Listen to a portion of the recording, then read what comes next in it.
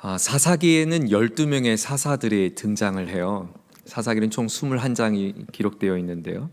그 사사기의 맨 마지막 구절 사사기 21장 25절엔 이렇게 말합니다. 그때에 왕이 없었으므로 자기의 소견에 옳은 대로 행하였더라. 왕이 없었던 것은 아니죠. 사실 왕이 있었습니다. 하나님이 우리의 왕이셨습니다. 하지만 가나안 땅에 정착했던 이스라엘 백성들이 왕을 저버린 것입니다.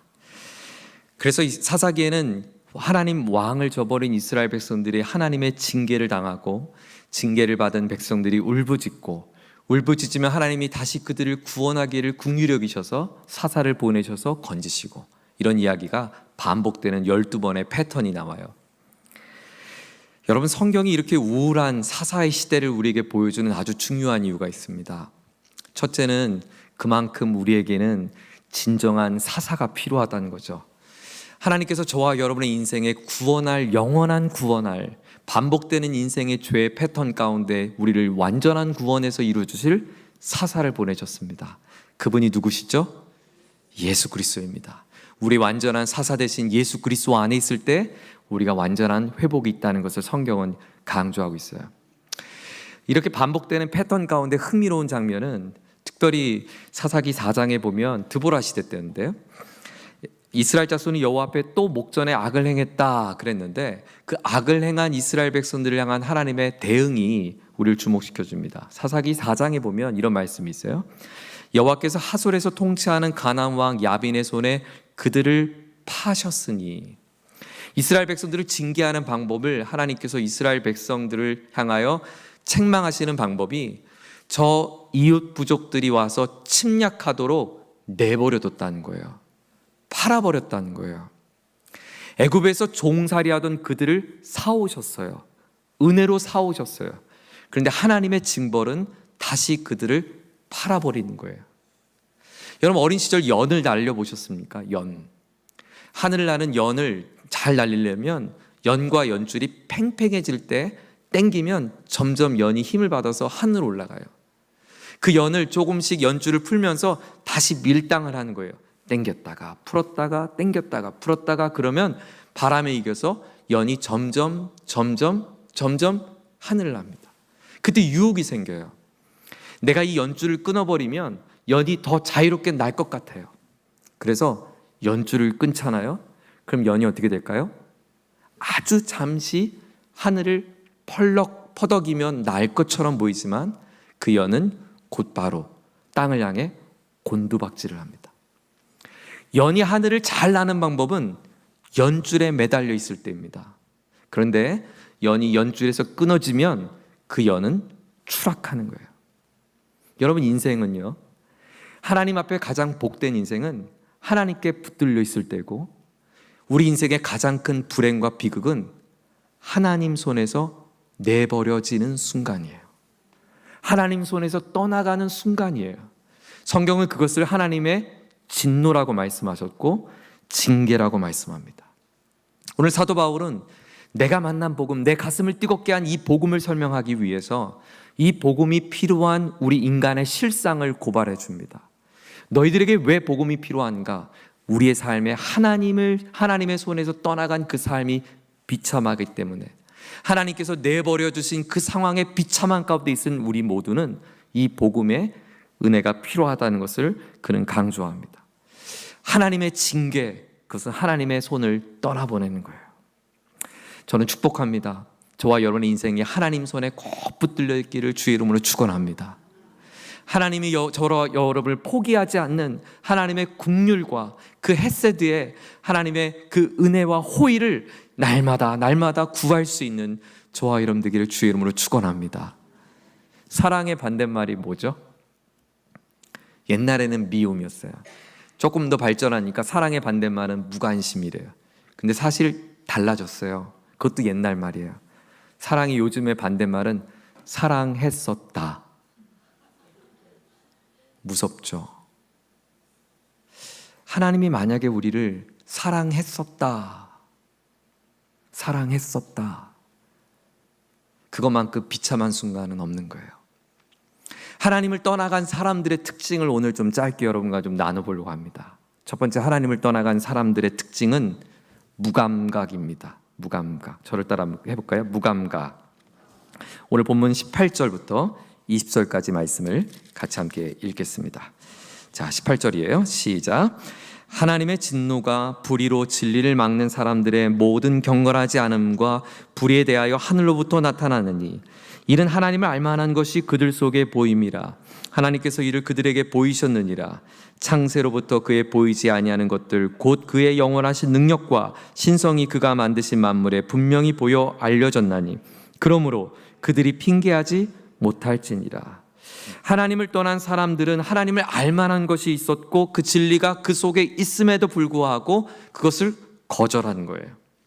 진리가 있는데 하나님을 느끼는데 감각을 잃어버린 거예요. 스스로 거절한 상태예요. 이것은 의도적으로 고의적인 반항입니다. 하나님을 알만한 느낄 만한 것이 내 안에 있음에도 불구하고 스스로 그것을 밀어내는 거예요. 마치 하늘에 빛나는 별이 있는데 두 눈을 감고 난 별이 없다고 생각해, 이렇게 생각하는 것과 똑같아요. 여러분, 자연을 보세요. 자연 속에 나타난 하나님의 영광을 보세요. 20절 그러죠? 창세로부터 보이지 아니하는 것들 곧 그 영원하신 능력과 신성이 그 만드신 만물 가운데 다 보여 알게 됐어요. 그들은 사시사철 이 자연 만물의 법칙이 한순간도 예외 없이 움직여가는 이 하나님의 놀라운 손길 아래 자연이 움직이고 있는 것을 보고 있어요. 그럼에도 불구하고, 그렇게 핑계할 수 없음에도 불구하고, 하나님을 알만한 것이 우리 속에 있음에도 불구하고 하나님을 스스로 거부한 거예요. 왜? 내 마음에 감각을 잃어버린 거예요. 느낌을 잃어버린 거예요. 철학자 칸트는 이런 말을 했어요. 저 밤하늘에는 무수한 별들이 빛나는 것처럼 인간의 마음에는 양심의 도덕률이 빛이 나고 있다. 무수한 별이 하늘에서 빛나는 것처럼 모든 사람들의 마음속에는 양심의 도덕률이 빛나고 있다. 이 양심도 하나님을 알만한 증거를 내 안에서 보여줘요. 여러분 안에 어렸을 때 부모님 지갑에서 슬쩍 해보셨나요? 거짓말 해보셨나요? 누군가를 속여 보셨나요? 아니면 여러분 혹시 신호를 위반해 보셨나요? 하나님 여러분 안에 주신 양심의 도덕률이 때문에 가슴 철렁해 본 적 있으신가요? 네, 하나님이 우리 안에 다 그것을 넣어줬다는 거예요. 여러분, 제 아무리 하나님을 없는 사람들도 여행 가서 멋진 광경 보면 와! 감탄해요. 왜 와한 거예요? 이건 사람이 만들 수 없다는 거예요. 야, 이게 어떻게 만들어졌지? 야, 이게 어떻게 자연이 이렇게 이루어진 거지? 하나님을 없다고 말한 사람도 자연 앞에는 그들 스스로 자기도 모르게 와 그래요. 그래서 돈 싸들고 그거 보러 가잖아요. 하나님의 영광을 보러 가잖아요. 여행을 가잖아요. 시간이 되면 가고 싶은 거잖아요. 하나님을 믿지 않는 사람도 그 자연 앞에 감탄하고 싶은 거예요. 사람이 도저히 흉내낼 수 없는 것, 하나님밖에 할 수 없는 그 일을 감탄하고 싶은 거예요. 하나님을 모르는 사람도, 하나님을 인정하지 않는 사람도 죽음의 절제절명의 위기 속엔 나도 모르게 살려달라고 말해요. 누구한테 살려달라는 거예요? 네, 보이지 않는 하나님께 살려달라고 하는 거예요. 우리 인간의 마음속엔 하나님을 알만한 것이 모두에게 잠재되어 있기 때문이에요. 그런데 오늘 성경에 보니까 왜 우리에게 무감각하게 됐는가 두 가지를 설명했어요. 18절에 보시면 동그라미 쳐보시겠어요? 하나님의 진노가 불의로 진리를 막는 사람들의 모든 경건하지 않음과 불의에 대하여 하늘로부터 나타나느니. 첫 번째는 불경건함이에요. 이 불의가 불경건함을 나타났대요. 불경건함은 하나님을 향한 우리의 잘못된 태도를 말해요. 불의라는 것은 사람에 대한 잘못된 태도를 말해요. 하나님을 향해서도 부정적인 태도를 갖고 사람들을 향해서도 부정적을 갖는 우리의 태도, 그것이 우리로 하여금 점점 무감각하게 됐다는 거예요. 여러분, 인생의 가장 큰 비극은 감각을 잃어버리는 거예요. 하나님을 향한 그 감동의 마음을 잃어버리는 것. 여러분, 부부에 있어서 가장 큰 비극은 뭐예요? 서로 사랑의 감정을 잃어버리고 사는 거잖아요. 얼마나 비참해요. 내 인생에 은혜를 모르고 살아가는 것, 감사를 모르고 살아가는 것, 그건 우리 인생의 비극이에요. 요새 제가 저희 자녀들과 함께 즐겨보는 TV 프로그램이 있는데요, 한블리라는 프로그램이에요. 혹시 아세요? 자동차 블랙박스 영상 보여주면서 한문철 변호사가 그 장면마다 지적해주고 경고하는 프로그램이에요. 그럼 와 놀라고. 사고를 나는 대부분의 경우는 어떠인가? 경각심이 무너진 경우였어요. 조심성이 사라지는 거죠. 나 하나쯤이야 라고 하는 무디어진 마음이에요. 이기적인 마음이에요. 타인에 대한 배려가 사라졌을 때 사고가 나잖아요. 사회 구성원으로서의 내 역할의 감정의 마음이 잃어버리고 살아갈 때 사고를 내는 거예요. 여러분, 왜 음주운전이 나쁩니까? 나는 술 한 잔 마셔서 즐길지는 모르지만 내가 사람을 죽일 수도 있는 존재가 되는데도 하나도 두렵지가 않은 거예요. 그게 내가 술 먹는 게 더 좋은 거예요. 그만큼 무감각하게 되는 게 그 무서운 거예요. 여러분, 감각을 잃어버리고 살아가는 건 그것은 누군가를 살해할 만큼 아주 끔찍한 인생을 사는 것이에요. 성경은 이 감각을 잃어버린 많은 사람들의 이야기를 보여줘요. 저는 우리 지난번에 맥체인 성경 읽기 가운데 우리 창세기를 보면서 전 이삭을 보면서 너무너무 안타까웠어요. 이삭이요, 감각을 잃어버리니까 아들도 못 알아봐요. 미각만 살아있어요. 다윗이 노년에 감각을 잃어버리니까 그의 추운 마음을 여종이 자신의 침상에 따뜻하게 데워줘야만 사는 사람으로 바뀌어요. 엘리 제사장이 말년에 감각을 잃어버리니까 하나님의 음성을 듣지도 못하고 망나니 자기 아들을 케어도 못해요. 결국 이가봇, 하나님의 영광이 떠나가는 삶이 돼요. 감각을 잃어버리니까요, 이렇게 비참해져요. 가룟 유다가 사단이 그의 마음에 들어와서 예수를 팔 생각을 집어넣어도 하나님을 향한 경외심, 감각을 잃어버리니까 돈 몇 푼에 자신의 모든 감정과 믿음을 다 잃어버리게 돼요. 여러분, 감각을 지키는 것은 매우 중요하고, 반대로 이 시대 사단이 저와 여러분에게 유혹하는 첫 번째는 무엇인가? 감각을 잃어버리게 해요. 18절 옆에다 한번 써보세요. 첫 번째, 무감각, 하나님의 진노래요. 두 번째, 하나님을 떠나간 사람들의 증상은 무엇인가? 두 번째는 헛된 사랑이에요. 헛된 사랑. 자, 21절부터 23절까지 말씀을 같이 함께 읽습니다. 21절입니다. 시작. 하나님을 알되 하나님을 영화롭게도 아니하며 감사하지도 아니하고 오히려 그 생각이 허망하여지며 밑줄, 미련한 마음이 어두워졌나니 거기 밑줄, 스스로 지혜 있다 하나 어리석게 되고 썩어지지 아니하는 하나님의 영광을 썩어질 사람과 새와 짐승과 기어다니는 동물 모양의 우상으로 바꾸었느니라 거기 밑줄. 헛된 것을 사랑하고 헛된 것을 바꿔버리고 헛된 것에 내 마음을 다 쏟아부으며 살아가는 것. 여러분, 처음에는 감각을 잃어버렸을 것으로 시작했는데요, 이 감각을 잃어버린 상태가 지속되잖아요.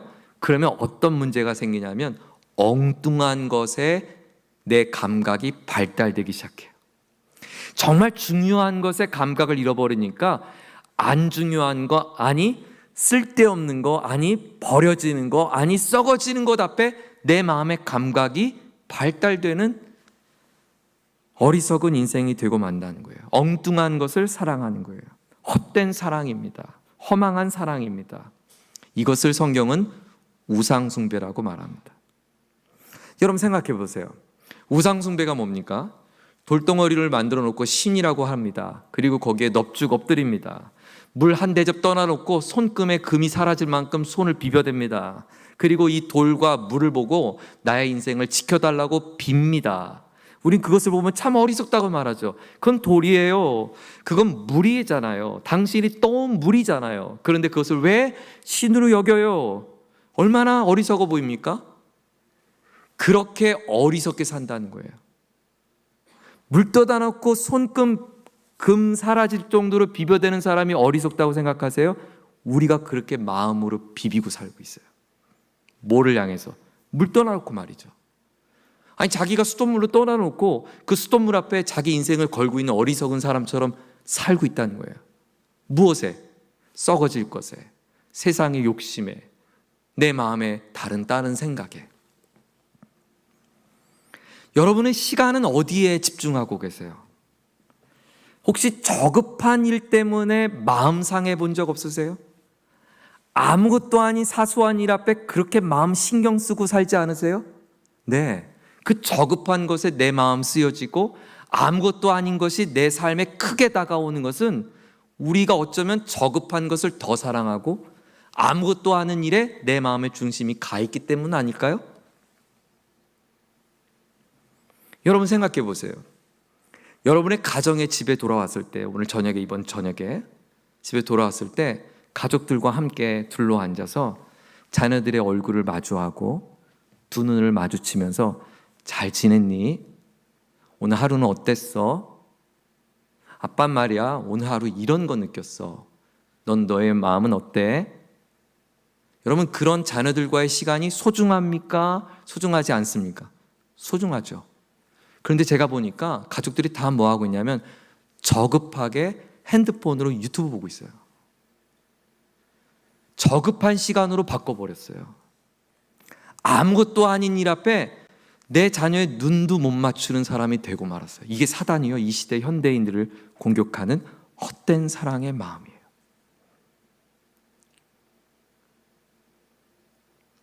여러분은 가족들과 함께 근사한 식당에 가서 맛있는 식사를 하는 게 귀하다고 생각하세요?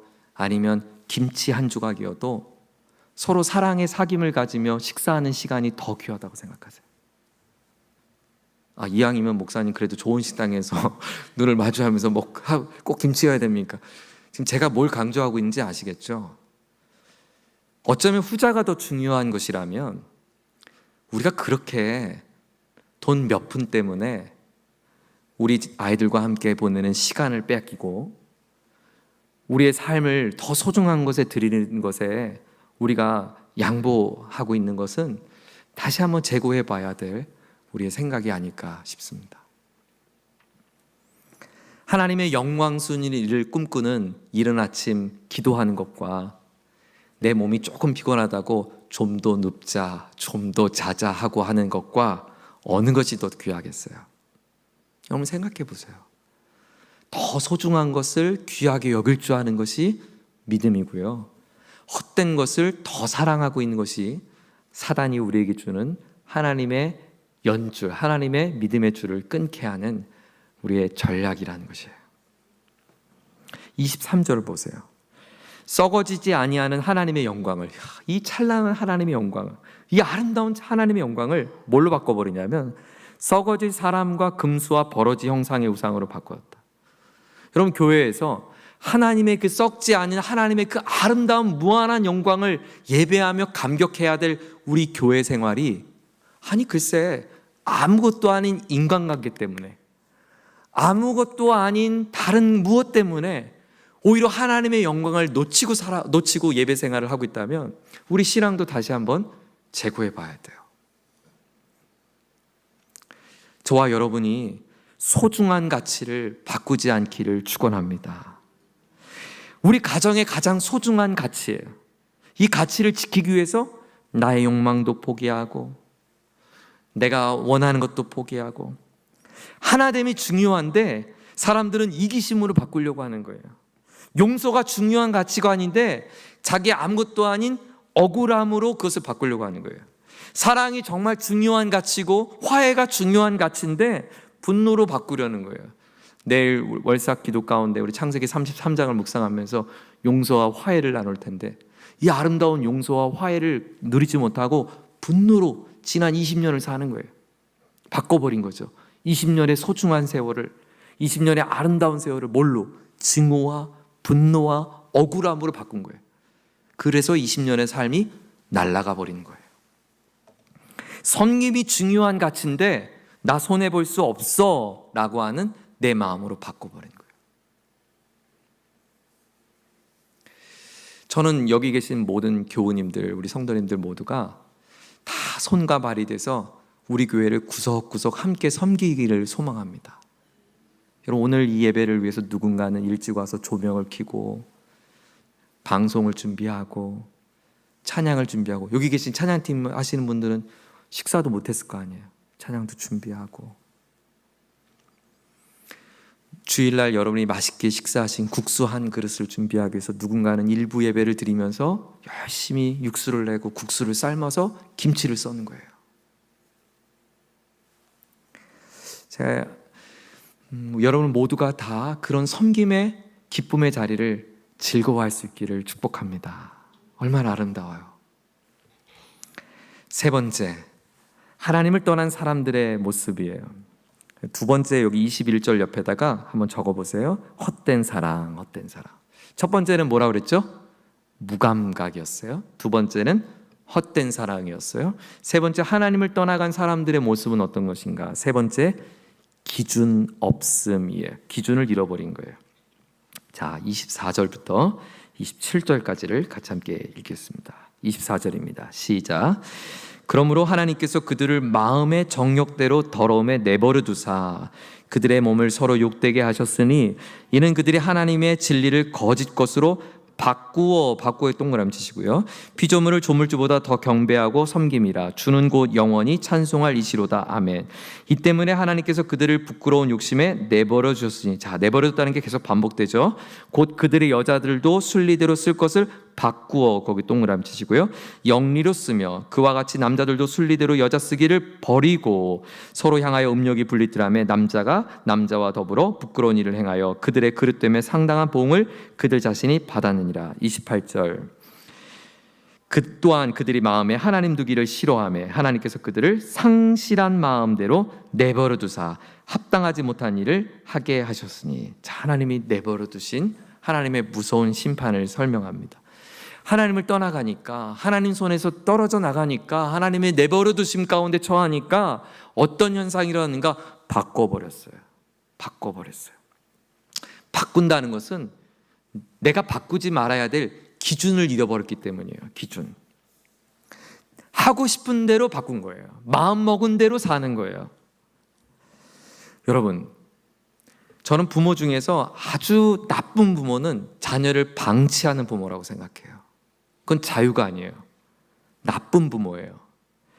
심지어 신앙을 떠나가는 자녀들을 방치하는 부모는 나쁜 부모예요. 여러분 생각해 보세요. 자녀가 지금 아파서 병 들어가고 있는데 여러분 냅둘 수 있습니까? 엄마 나 괜찮아. 만져보니까 열이 펄펄 끓어요. 엄마 괜찮아. 나 좀 누우면 괜찮을 것 같아. 보고만 있겠습니까? 당장이라도 들쳐매서 병원에 달려가야죠. 영원히 죽어가고 있는데 방치한다? 여러분, 그것은 게으른 부모가 아니라 나쁜 부모입니다. 들쳐매서라도 그가 믿음 앞으로 올 수 있도록 우리는 해야 돼요. 사람은 본질상 아주 심각한 죄인입니다. 멀리 볼 것도 없어요. 저 자신을 보니까 그래요. 저는요, 도로에 카메라가 없으면 그냥 규정속도 어기고 막 달려요. 그리고 카메라가 보이면 잠깐 브레이크를 밟고 정상 속도로 달려요. 아니, 제가 지금 사택에서 교회까지 오는 동안 차로 한 10분 오르는데 20분 길도 규정속도를 잘 못 지켜요. 카메라가 없으면 달리고 싶어요. 도스토옙스키가 이런 유명한 말을 했대요. 만일 신이 참으로 존재하지 않는다고 생각하면, 그렇게 사람들이 확신하게 되면 사람들은 못할 일이 없다. 무서운 말이죠. 사람들이 그나마 악한 일을 여기까지 하는 것은 신이 있다고 생각하기 때문이래요. 이러다가 내가 혼나지, 신한테 혼나지, 이런 마음이 사람의 양심을 억누르고 있어서 이 정도쯤 되니. 여러분, 신이 없다고 생각하니까 북한은 무법천지잖아요. 그렇죠? 신이 없다고 생각하니까 말도 안 되는 일이 일어나는 거예요. 오늘 본문에 보면 이렇게 통제되지 않는 자신의 기준을 잃어버린 사람들이 어디까지 달려가나 보세요. 어디까지 가는가? 하나 예를 들었는데 성적인 타락을 예를 들었어요. 인간이 이렇게 급속도로 성적 타락에 왜 빠지는가? 하나님께서 인간에게 주신 가장 소중한 것, 첫 번째 선물이 가정 아닙니까? 아담이 혼자 있는 것이 좋지 않아서 하나님은 하와를 주셨잖아요. 그래서 가정을 주셨어요. 그런데 사단이 이 가정을 자신의 욕망을 바꾸는 추악한 것으로 바꾸게 한 거예요.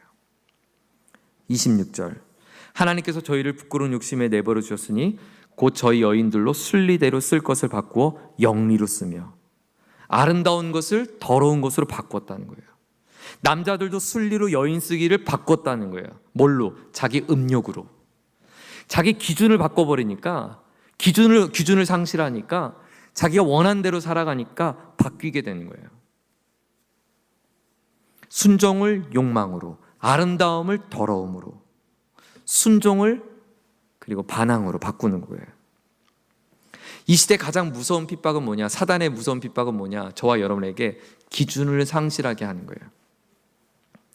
내가 바르게 사는 것, 잘 살고 있는 거에 대한 기준이 있었다고요. 그 적어도 우리 어려서 신앙생활을 했을 때, 여러분이 어려서 신앙생활을 했을 때 초기 한국교회, 기독교회 그 뿌리를 내렸던 목사님들이 이렇게 가르쳤어요. 적어도 예를 들면 주일날은 돈 써서는 안 돼요. 주일날은 식당 가서도 안 돼요. 주일날은 걸어 다녔대요. 그리고 주일날은 심지어 어떤 교회는 전기도 틀지 않았다고 하니까 그것이 옳으냐 그르냐 그게 아니라 그만큼 기준을 갖고 살고 싶었던 거예요. 그만큼 내가 물질을 쓰는데도 요일을 구분하고 싶었던 거예요. 그게 삶의 기준이에요. 적어도 교회에 올 때 저는 여름 선교학교 때 아직도 기억나는데요. 여름 선교학교 때 전도사님께 혼났는데, 왜 교육전사님께 혼났는데 왜 혼났냐면, 제가 여름 선교학교 때 학교 체육복을 입고 예배당에 왔어요. 그래서 혼났어요. 아니 어떻게 예배를 드리는데 체육 운동복을 입고 예배를 드리냐고. 그래서 혼이 났어요. 아직도 기억나요. 교회 가방에 어머니께서 샌들 신는 제게 양말을 넣어주셨어요. 그래서 교육관에서 예배를 드릴 때 양말을 신고 예배를 드렸어요. 그게 옳으냐 그르냐가 아니에요. 그만큼 기준이 있었던 거예요. 여러분들 기억하세요? 헌금을 드릴 때 빳빳한 돈을 준비했던 여러분의 정성스러운 마음이 기억나세요? 저는 제가 어렸을 때 새 옷을 입었을 때 주일날 입는 거라고 배웠어요. 첫 옷은 주일날 입는 거라 그랬어요. 그래서 명절 선물로, 구정 명절 선물로 옷을 사주시면 그 옷을 월요일이 되어도 한 주간 동안 걸어뒀어요. 그 옷을 언제 처음 입냐면 주일날 입었어요. 그게 옳으냐 그르냐 문제가 아니라 그만큼 기준 있는 삶을 살고 싶었다고요. 그런데 어느새 우리는 기준이 다 사라졌어요. 그 잘못된 기준이 우리 신앙을 올가매는 것은 아주 그릇되고 아주 악한 일이지만, 아무 생각 없이 사는 것도 저는 옳다고 생각하지 않아요. 저는 우리 성서대학교회가 말씀을 사랑하는 기준, 아멘, 예배를 중요하게 생각하는 기준, 기도가 가장 중요한 기준이 되기를 주 이름으로 축원합니다. 다른 전통이 아니라 하나님 말씀을 경외하는 기준, 말씀 앞에 순종하며 성서의 뜻을 이루는 것 앞에 우리의 마음을 올려드리는 기준. 우리가 다른 것은 제쳐둬도, 다른 것은 다 못해도, 다른 것은 다 부족해도 우리 예배는 최선으로 올려드리는 기준, 얼마나 아름다워요. 저는 우리 교회가 그런 교회가 될 줄 믿습니다. 사단은 절대적인 진리를 없애는 것이 사단의 전략입니다. 아담을 보세요. 이렇게 말했죠. 이거 먹어. 그럼 너도 하나님처럼 될 수 있어. 무슨 말이에요? 네가 기준이야. 네가 하나님이야. 네가 선과 악을 선택할 수 있어. 하나님이 먹지 말래? 아니야. 네가 먹고 싶으면 먹어도 돼. 네가 기준이야. 그게 사단이에요. 아주 위험천만한 사조며, 그것이 오늘 현대사회는 상대주의, 다원주의라는 이름으로 우리 곁에 와 있습니다. 29절에 보면 그 결과를 이렇게 예를 나열했습니다. 29절을 같이 한번 읽어보죠. 시작. 곧 모든 불의, 추악, 탐욕, 악의가 가득한 자요, 시기, 살인, 분쟁, 사기, 악독이 가득한 자요, 수군수군하는 자요, 비방하는 자요, 하나님께서 미워하시는 자요, 능욕하는 자요, 교만한 자요, 자랑하는 자요, 악을 도모하는 자요, 부모를 거역하는 자요, 우매한 자요, 배악하는 자요, 무정한 자요, 무자비한 자라.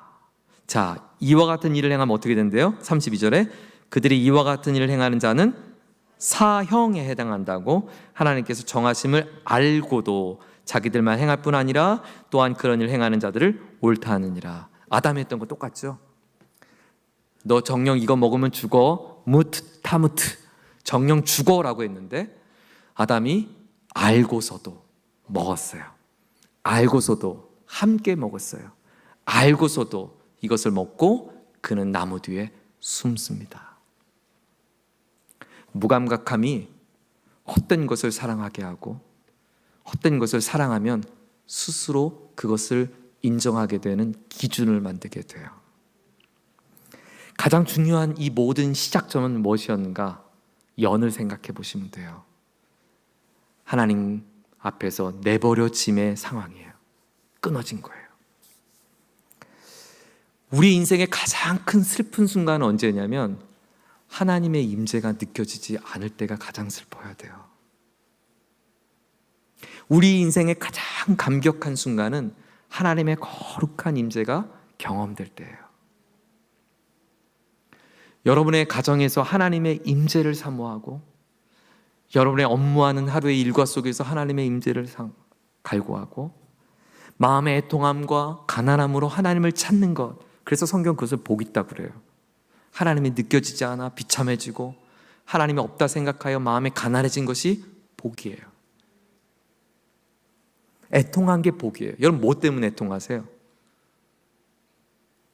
누가 나에게 싫은 소리에서 애통한 게 아니라 하나님이 느껴지지 않으면 애통하고, 하나님 저는 오늘도 하나님이 보고 싶어요.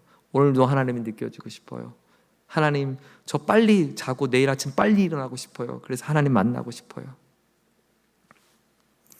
그것이 의에 줄이고 목마른 거예요. 하나님과의 의는 관계건이요, 하나님의 관계, 하나님과의 사귐, 그것에 목이 마르는 거예요. 그것이 복인 거예요. 오늘 이 저녁에 우리가 함께 기도하기를 원합니다. 이렇게 한번 기도해 보지 않겠어요? 하나님, 영적인 감각이 죽지 않게 해주십시오. 저의 영적인 감각이 살아나게 하여 주시옵소서. 더 나아가 아름다운 것을 사랑하게 하여 주옵소서. 여러분, 아름다운 게 뭐예요? 주의 아름다운 이름을 사랑하고, 주님을 사랑하고, 주님이 사랑하신 것을 사랑하고, 주님이 사랑하기를 바라는 사람들을 사랑하고, 주님이 오늘도 사랑하는 나를 사랑하고, 하나님 가장 귀한 것 더 사랑하게 해주십시오. 여러분, 하나님이 여러분을 많이 사랑하세요? 조금 사랑하세요? 많이 사랑하세요. 얼만큼? 독생자를 내어주기까지 사랑하시잖아요. 그러니까 여러분 좋은 거 드셔야 돼요. 너무 많이 드시면 안 돼요. 운동도 좀 하셔야 돼요. 나를 사랑해 줘야 돼요. 그렇죠? 더 나아가 하나님 기준을 잃지 않게 해주십시오. 말씀의 기준, 믿음의 기준, 하나님 선명한 기준, 그리고 그 기준, 누가 뭐라 그래도 아니야, 누가 뭐라 그래도 하나님이 살아계시고, 누가 뭐라 그래도 인간은 남자와 여자로 지어졌고, 누가 뭐라 그래도 우리의 살아가는 창조의 목적은 하나님을 찬송하는 것이고, 누가 뭐라 그래도 하나님의 나라를 도래케 하는 것이 나의 인생의 목적이고, 누가 뭐라 그래도 난 예수 그리스도를 닮아갈 거고, 그 기준을 우리 가정의 유산으로 물려주고 우리 자녀들에게 물려줄 수 있는 우리 교회와 가정이 되게 하여 주옵소서. 우리 다 같이 한번 한음성으로 함께 기도하겠습니다.